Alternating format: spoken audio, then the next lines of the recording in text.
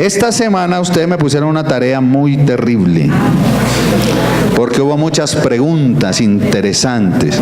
Los adolescentes se van a quedar acá para que podamos escuchar esto que es importante de la doctrina. Entonces, muchas preguntas, pero las condensé en una enseñanza que quiero compartirles. Una pregunta antes: ¿cuántos están dispuestos a aprender? ¿Cuántos están dispuestos a desaprender? Porque a veces aprendemos algo y nos toca, es la parte más difícil, que es desaprender para volver a aprender. Estoy seguro que sobre este tema usted ha escuchado muchas cosas. Usted ha escuchado predicadores, usted ha escuchado cosas diferentes. Pero vamos a ver lo que dice la palabra del Señor. Amén. Entonces hagamos un repasito de lo que hicimos de lo que dijimos el domingo anterior, así rápidamente. Dijimos que Jesucristo nació, ¿cierto?, como de una virgen, de la Virgen María, que eso lo podemos tener en los evangelios, que fue profetizado de Isaías capítulo 7, versículo 54, donde nos decía que el Señor iba a nacer, que tuvo un ministerio aquí en la tierra, ¿sí? Alguien me hizo una reflexión en estos días que me pareció muy interesante. ¿Qué haría usted si le dijeran le quedan 3 años de vida? O 3 años y medio de vida. ¿Qué haría usted? Creo que eso le dijeron al Señor Jesucristo. Señor, le quedan 3 años y medio más o menos de vida. Y mire lo que Él hizo en 3 años y medio de vida. Todo su ministerio allí centrado. Y hoy, después de más de 2000 años, seguimos hablando de lo que Él hizo. Bien. Entonces decimos que nuestro Señor murió, pero que también nuestro Señor resucitó.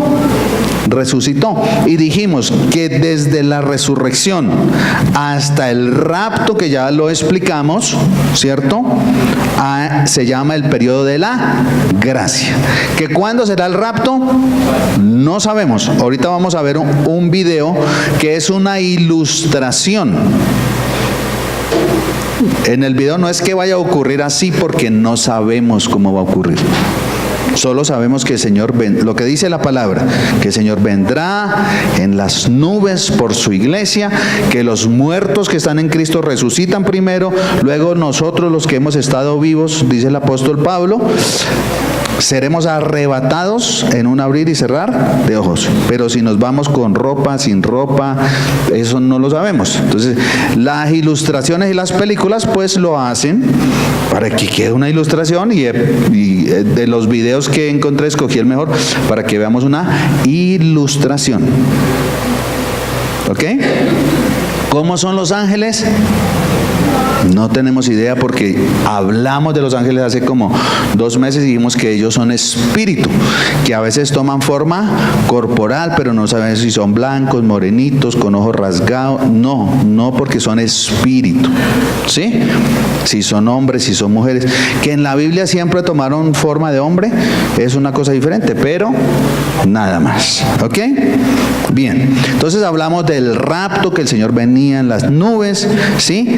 Que después del rapto, entonces ahí sí ya tenemos fechas exactas y concretas que nos da la Biblia. 7 años de esta tierra en el cual va a producirse una cosa que se llama la tribulación y la gran tribulación, dividida 3 años y medio la tribulación y 3 años y medio la gran tribulación, que allá se manifestará el anticristo, que está en 1 de Juan capítulo 4 versículo 3. Hablamos que ahora hay un espíritu del anticristo, ¿cierto? Porque todo lo que se oponga a Dios será ¿qué? Anticristiano, anticristo, todo lo que se oponga a Dios, ¿sí? Entonces entonces será anticristo. ¿Ok?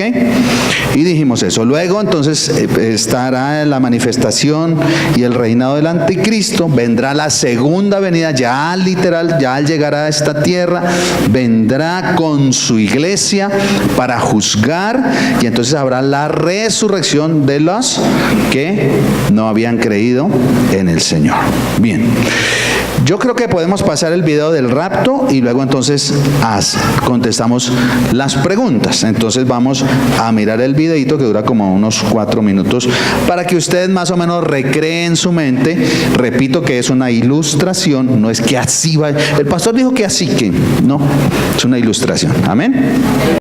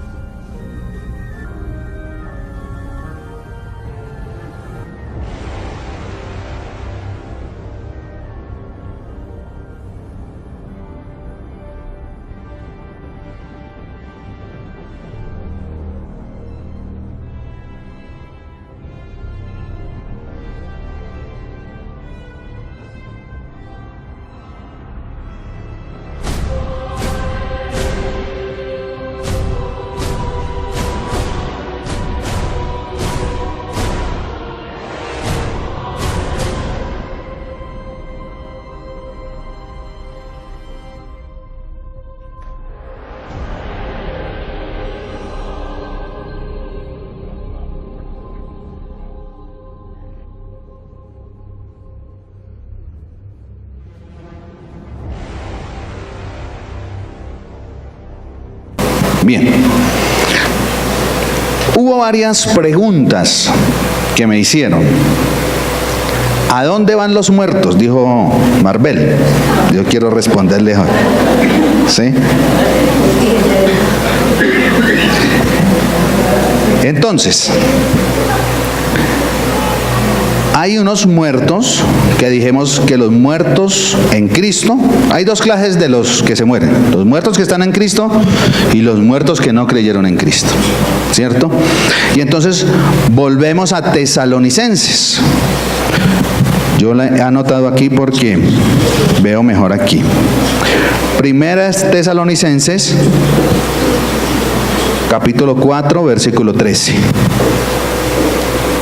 ¿Qué dice?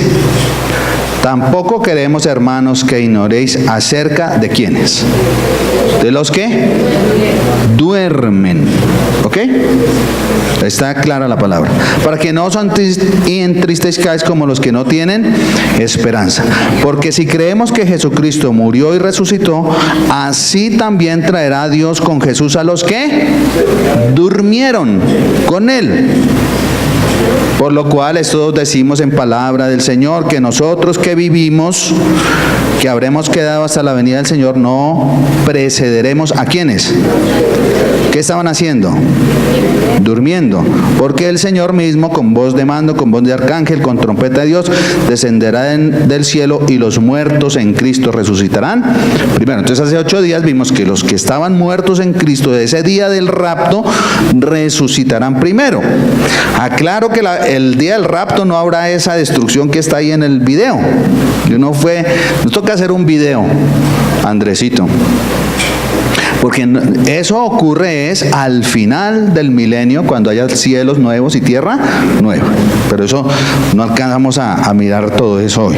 Hoy quiero contestar las preguntas que ustedes me hicieron. Entonces, casi todos preguntaron, bueno, ¿y dónde están los muertos?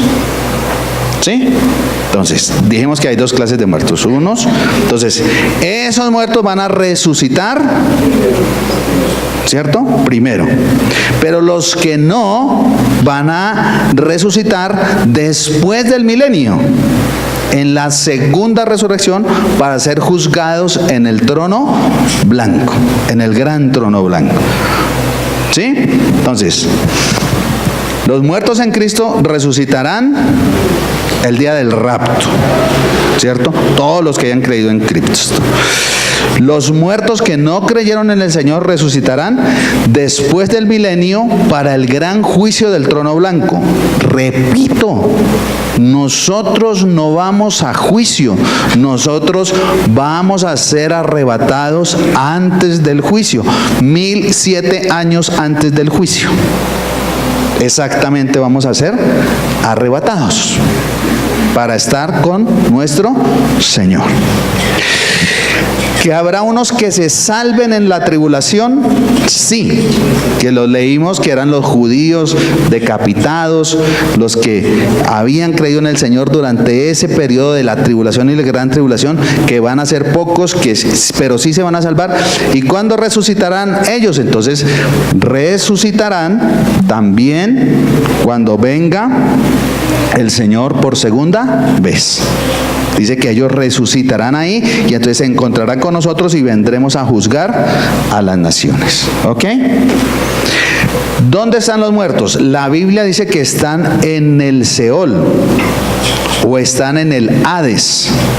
Entonces, el Seol o el Hades significa ¿qué cosa? Lugar de los muertos. Seol y Hades no significa infierno. La palabra para infierno es Gehenna, no es Hades. Seol era en el Antiguo Testamento, Hades es en el Nuevo Testamento. Seol es en hebreo, Hades es en griego. ¿Dónde están los muertos? En el lugar de los muertos. Entonces, miremos un par de versículos para que podamos entender esto. Isaías, capítulo número 13. No, Isaías 5:13.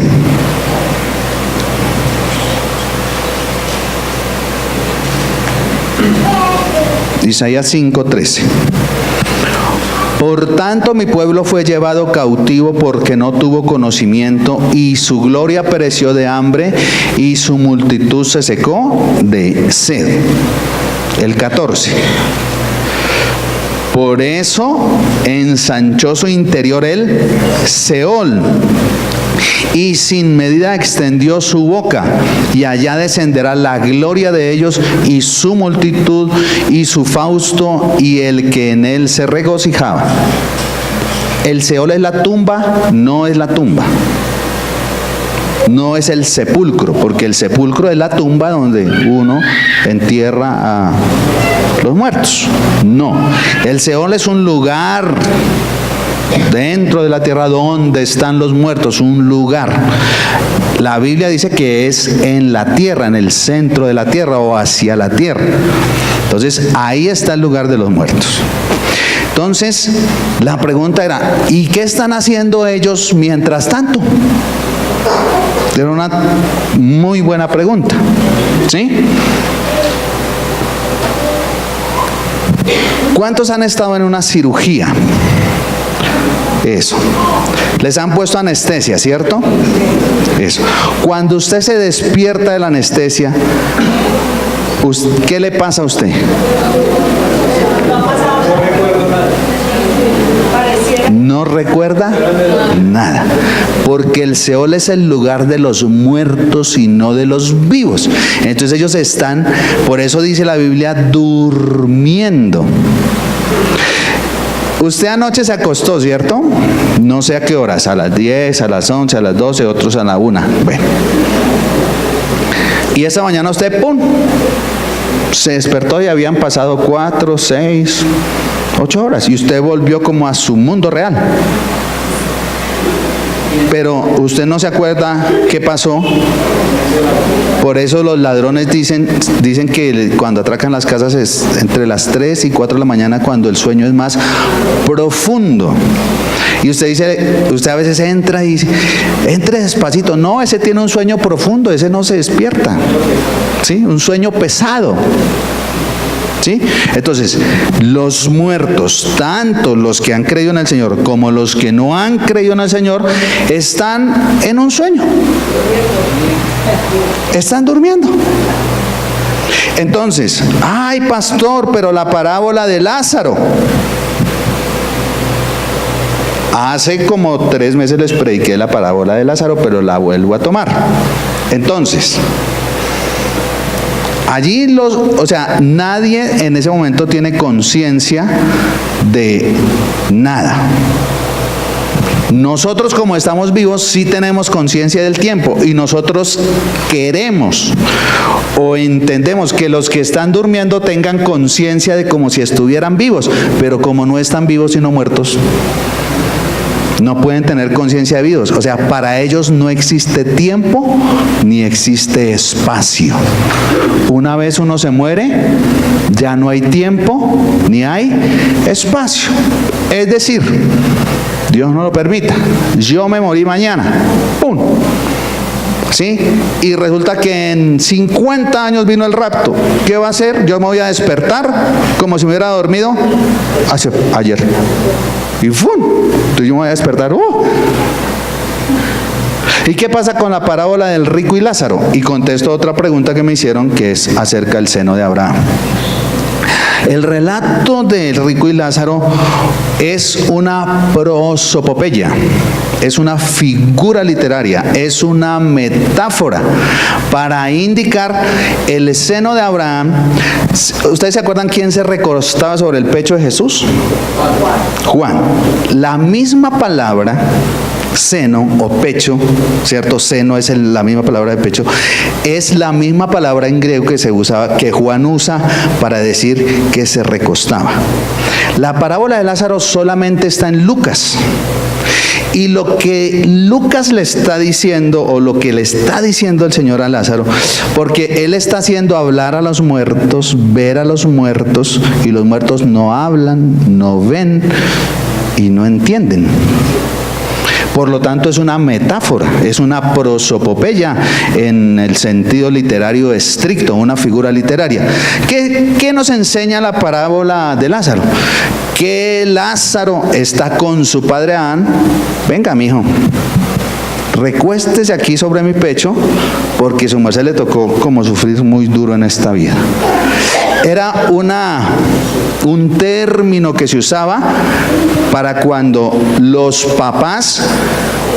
¿Dónde está Mateo? ¿Ustedes ven a Carlitos como carga a Mateo? ¿Cierto? Mateo, ¿dónde lo carga? Aquí en su seno. Cuando un niño está fatigado, cuando un niño está cansado, cuando un niño está enfermo, ¿usted qué hace?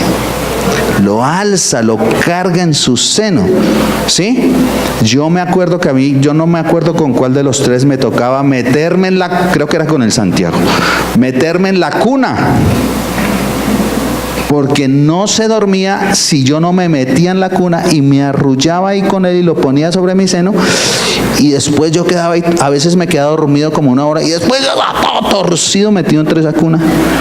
Pero el chino no, chillaba y no se dormía hasta que yo no. Entonces el sentido es de venga, descanse aquí, ¿cierto? Y usted esté conmigo, pero no está hablando ni del cielo ni está hablando del infierno. O sea, la parábola del rico, no, porque los muertos no tendrán conciencia, es una enseñanza del Señor, y nosotros ya hicimos una predicación de Lázaro y del rico, ¿cierto? Ahí está en YouTube para que usted la recuerde. Entonces se hizo para enseñar que los creyentes estarán con Abraham, o sea, un día. Entonces ese día que yo, en el caso hipotético, que yo resucite, ¿con quién me voy a ver allá?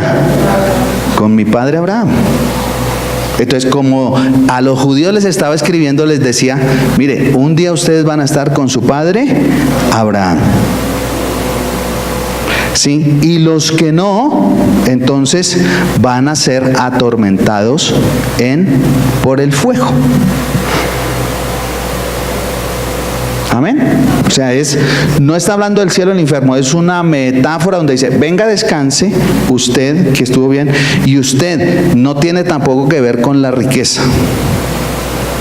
No tiene que ver que los pobres entonces irán al cielo y los ricos por ser ricos se irán al infierno. No está hablando de eso la parábola, ¿sí? Está dándole como un sentido a los judíos de que, tranquilos, ustedes tendrán a Abraham su padre y descansarán y reposarán allí. Amén. Bien. Entonces, el Seol y el Hades es el lugar de los muertos. Entonces ya sabemos qué están haciendo los muertos, ¿cierto? Están durmiendo. Usted puede encontrar que hay una cosa que se llama estado intermedio, ¿sí? Pero como para nosotros es complicado entender eso, porque nosotros sí estamos en el tiempo. Y decimos, pero la tía Magola se murió hace 20 años. ¿Qué hizo la tía? ¿Qué está haciendo la tía Magola estos 20 años? ¿Sí? Durmiendo, pero cuando ella se despierte va a ser como, uy, fue ayer. Así va a pasar, tanto con los que creyeron en el Señor como los que no creyeron en el Señor. Muy bien. Otra pregunta que me hicieron tiene que ver con la bestia y la marca, con el 666, y entonces voy a tratar de responder todas las preguntas en un solo texto. ¿Cuántos tienen la traducción, nueva traducción viviente? La tienen aquí, la nueva traducción viviente. ¿No la tienen ahí? Bueno, para que leamos, pero quiero que leamos Apocalipsis 13, Apocalipsis capítulo 13, versículo número 15. Apocalipsis capítulo 13,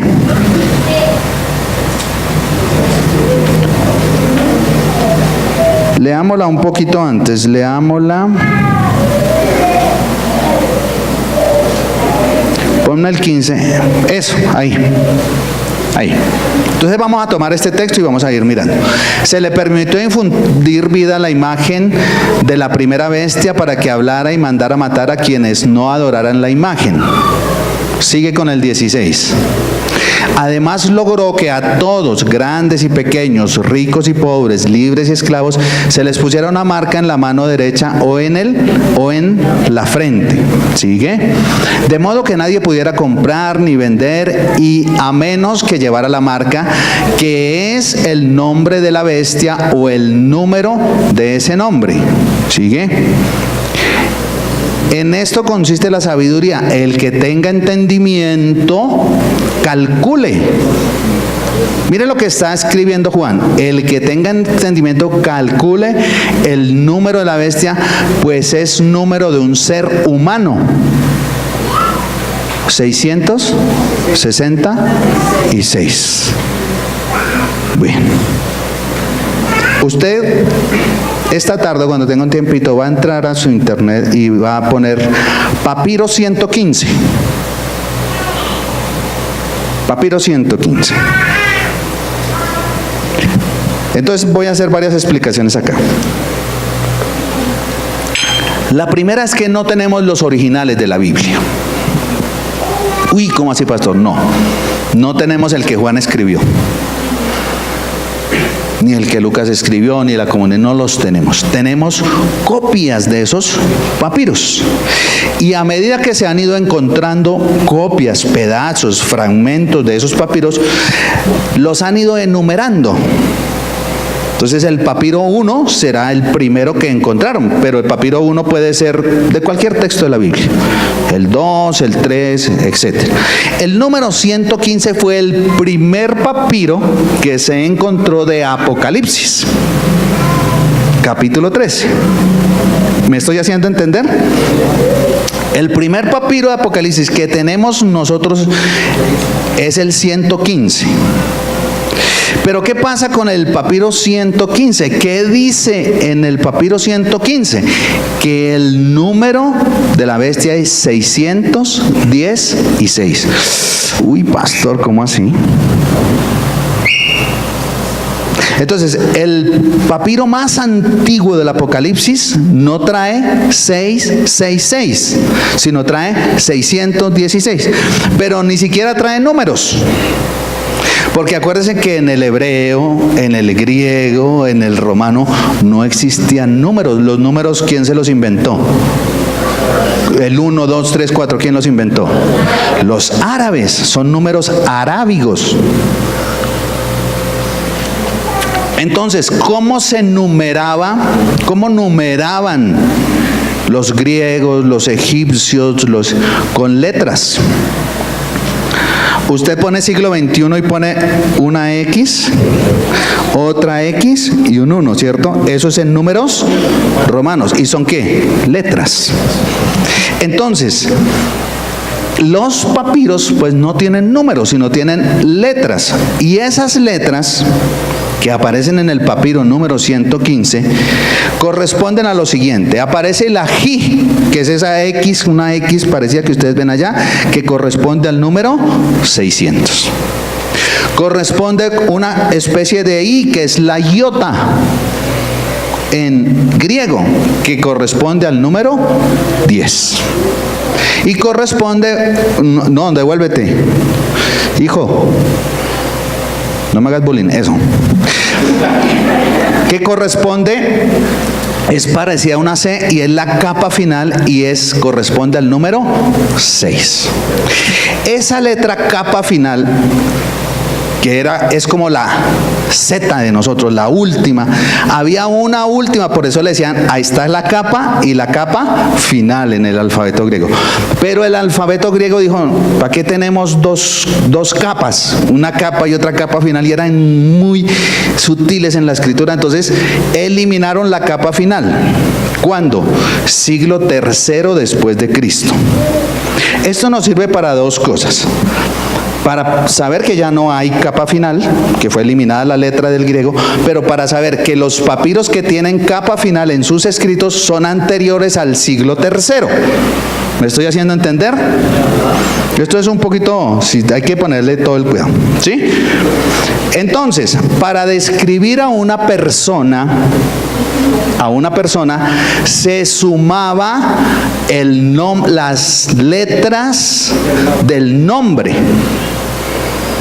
Entonces, si dijéramos Jairo, la J vale tanto, la A vale tanto, la I vale tanto, la R vale tanto y la O vale tanto. Eso suma. Entonces, el número de Jairo es 1420, por poner cualquier ejemplo.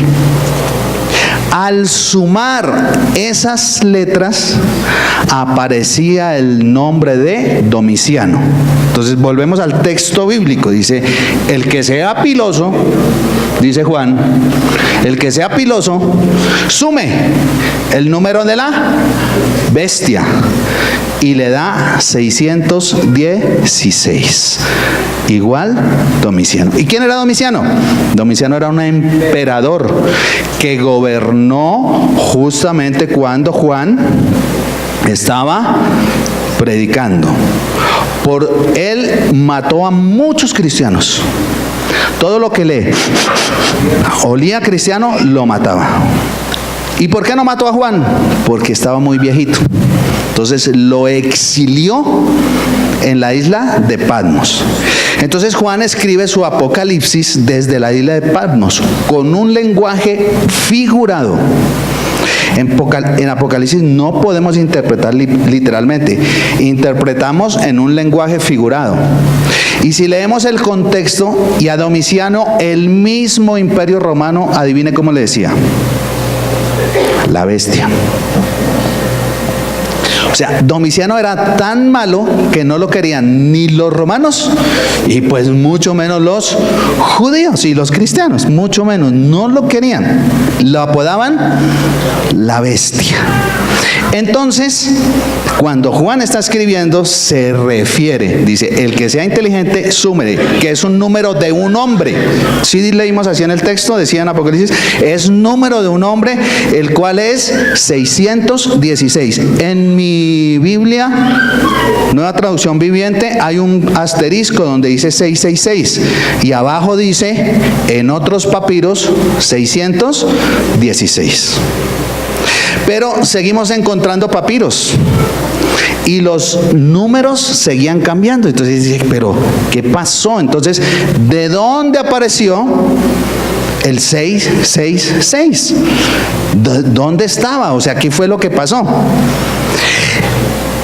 Un padre de la iglesia que se llamó San Jerónimo tradujo la Biblia de la Vulgata latina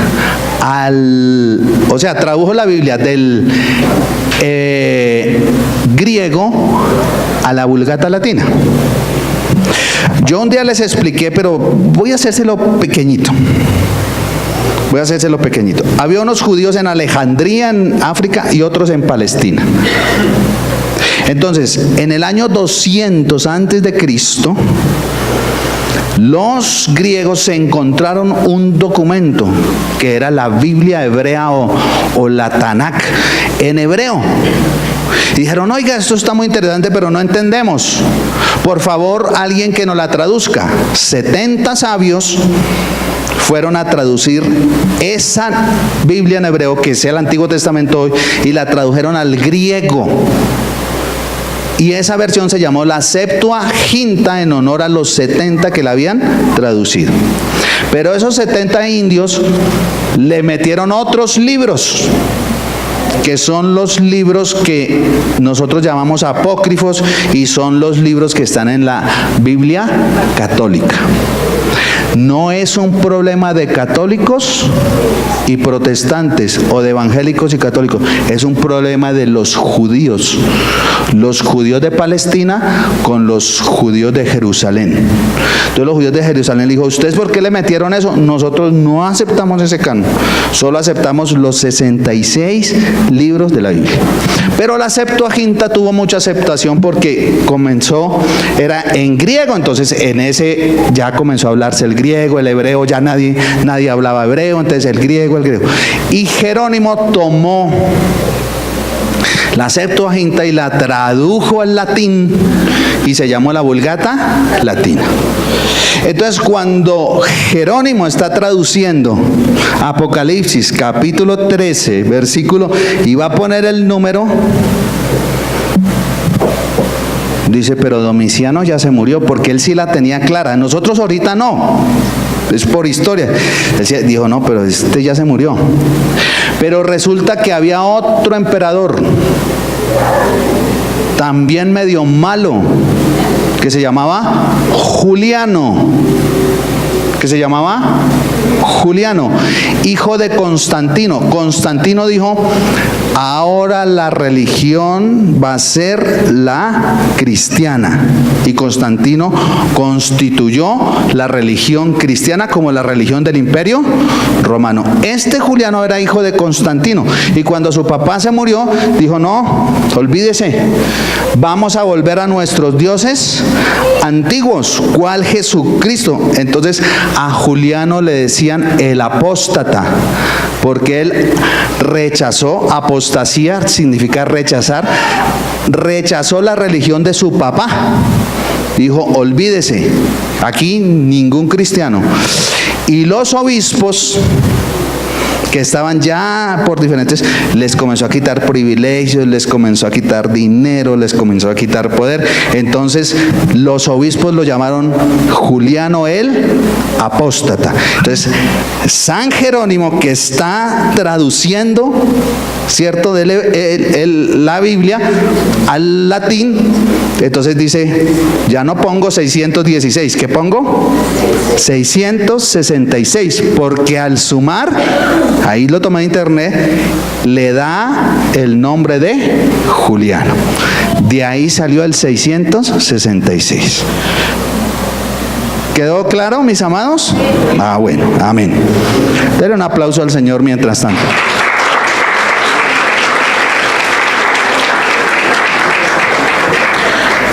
Usted puede pensar que esto no es muy espiritual, pero sí lo es.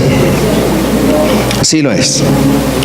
Entonces, si alguien viene y me dice a mí: pastor, tengo un carrito nuevo que le quiero regalar, pero tiene un problema, es que la placa termina en 666, yo le digo: venga para acá, porque yo no creo que ese sea el número ni de la bestia, ni sea el número del diablo. Históricamente es un número de un emperador que se llamó Juliano. ¿Cuál es la aplicación? Bestias habrá muchas. Habrá muchas bestias, ¿sí? O sea, ¿cuál es la interpretación adecuada? Bestia no es un individuo, bestia, y entonces cuando él habla ahí, la gran ramera, se estaba refiriendo ¿a quién? Al Imperio Romano. ¿Por qué le dice la gran ramera, Juan?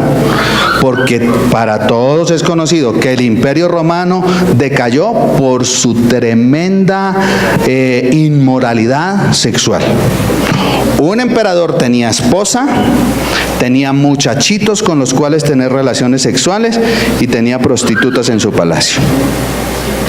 El Imperio Romano cayó o decayó por el problema moral. Era una Sodoma y Gomorra ahí. Entonces él dice: ustedes, el Imperio Romano, Juan le dice: ustedes son la gran ramera.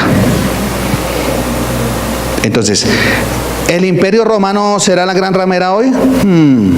Podría ser el Imperio Romano, podría ser una ciudad de Europa que ustedes conocen, en el cual hay una, dice que es la Calle Roja, donde en las vitrinas están las mujeres desnudas y usted va y las compra. Podría ser esa la gran ramera, podría ser cualquiera, ¿sí? Pero no. ¿Son los papas? Yo no sé, hermano. Si los papas son los anticristos y si ellos son... No podemos decir eso. No podemos decir eso. Entonces, ¿qué es la bestia? La bestia es un sistema. ¿Podríamos decir que bestia fue Hitler o no? Fue bestia, porque mató una cantidad de gente inocente. Idi Amin, ¿podemos decir que fue una bestia? Claro, porque él mató un poco de gente.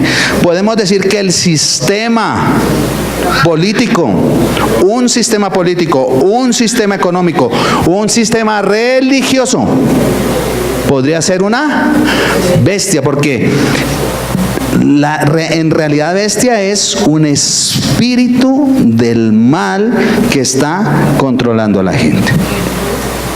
Pastor, y le pusieron un sello en la cabeza y en el brazo. ¿Cuántos tienen tarjeta de crédito aquí? ¿Cuántos tienen tarjeta de crédito o débito? Levánteme su mano bien, por favor. ¿Cuántos tienen tarjeta de crédito o débito? Eso tiene un código de barras. ¿Y sabe el código de barras que dice? 666, el final. Ay, pastor, entonces voy a entregar la tarjeta de crédito que estoy marcado con la marca. Ya le dije que eso no corresponde a la realidad. Pastor, yo vi que a algunos soldados les colocan un chip en la muñeca para identificarlos en el caso de que esté la guerra. No tiene nada que ver con la marca de la bestia. ¿Qué significa entonces la marca en la frente y la marca en la mano? La marca significa el pensar como ese sistema. Los que piensan de acuerdo a ese sistema político, económico, religioso, etcétera. Yo conozco a algunos anticristos hoy. Incluso hicieron parte del proceso de paz, porque niegan a Cristo, niegan a Dios, son anticristianos, ¿sí? Y están marcados en la frente. ¿Por qué? Porque piensan de esa manera. No es que a usted le van a coger y le van a abrir ahí, le van a meter el... No. Por eso. Entonces, hay una serie de... ¿Cómo se llama eso? De explotación comercial con eso, ¿sí? Entonces, un pobre pastor nació el 6 de junio de 1966. Mire, ese pastor sufrió de verdad y tremenda persecución y era un hombre de Dios. Otro cristiano por allá le asignaron su casita en Chile y su casa le tocó la número 666. Y eso el hombre fue y habló y que le cambiaran ese. Eso no tiene nada que ver ni con el diablo, ni que nada, ni que en la casa del 666 asusten, ni que se le van a poner la mano, ni, ¿ok? Hemos visto el recorrido histórico y vemos el significado tanto de la bestia. ¿Y qué significa la marca en la mano? La manera de actuar con ese sistema, ¿sí? Para algunos el sistema que tenemos hoy de gobierno, el neoliberalismo podría ser un sistema, pero para otros podría ser una bestia, ¿cierto? El sistema con el neoliberalismo, ¿cierto? Porque más para los ricos, menos su sistema de opresión. No estoy diciendo que eso sea la bestia, no sé. Pero quiero es dejar en su corazón eso, ¿sí? La bestia es un sistema. Podía ser un individuo, Hitler fue un individuo, podía ser una persona, pero todo un sistema que puede ser económico, político, social, equidad de género, tecnológico, pudiera aprovecharse de todo eso, pero no se deje meter en la cabeza telarañas, ¿sí? Diciendo que viene el 666 y que no sé qué, y que los van a marcar y que ya nos están marcando. Hubo gente que dijo, no, yo no uso ese código de barras, pero usted cuando hace mercado, a menos que vaya donde doña Pancracia, allá en la plaza, el 7 de agosto, ella no tiene código de barras, sino le echa y le tiene una pesa. Pero al supermercado que usted vaya, prip, prip, prip, prip, le pasa por el código de barras, ¿sí? La bestia no es el Papa Francisco. Oiga, ni un papa negro que va a subir. No es eso. La bestia es un sistema y seguirá habiendo bestias durante todo, hasta que vengamos. Ay, pastor, sí, un día ese anticristo que vendrá, que no sabemos quién es, no sabemos de dónde surgirá, que tenemos algunas características que leímos hace 8 días en la Biblia, ese será la bestia de turno en esa época en que se venga el rapto de la iglesia. Amén.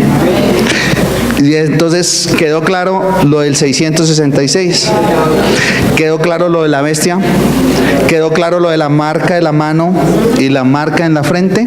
Es un sistema de pensamiento por el cual te alineas. Y hoy podríamos decir que mucha gente está marcada porque su pensamiento está alineado con todo lo que es anticristiano.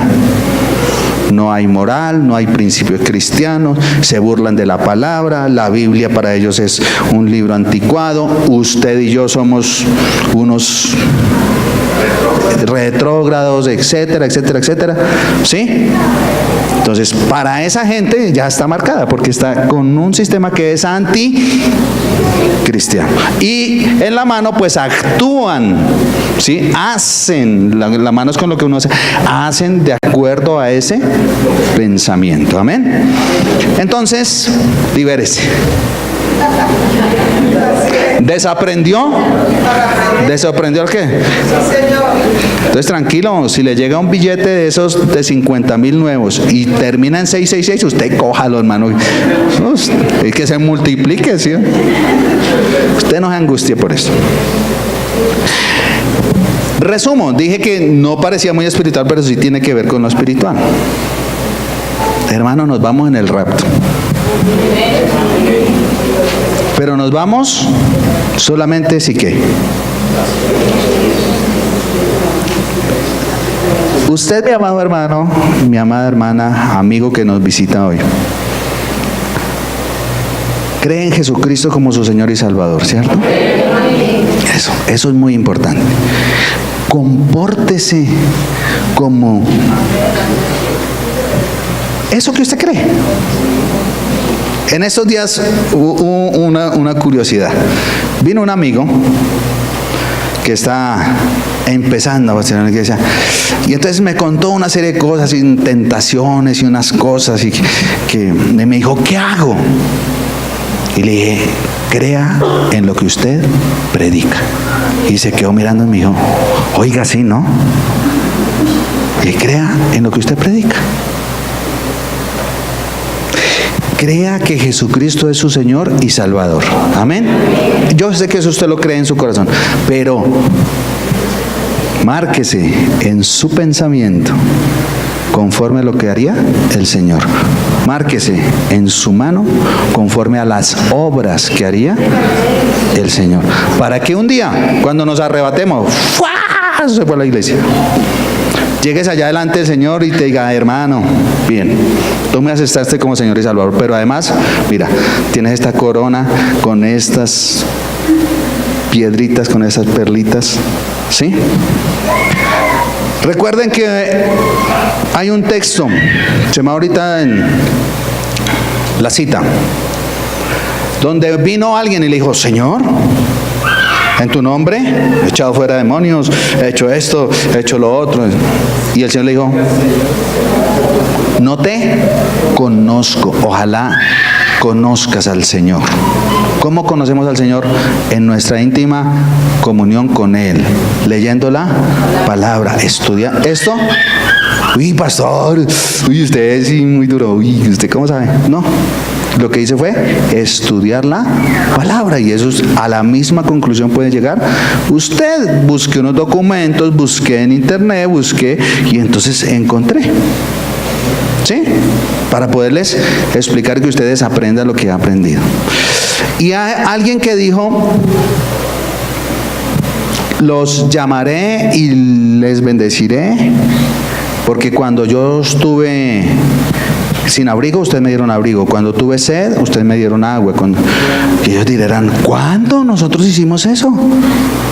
No, nosotros no hicimos eso. Dijo, cuando se lo hiciste a uno de estos pequeños. Y pequeños en el griego no es niño, sino es pobre, o que tiene menos recursos que otro.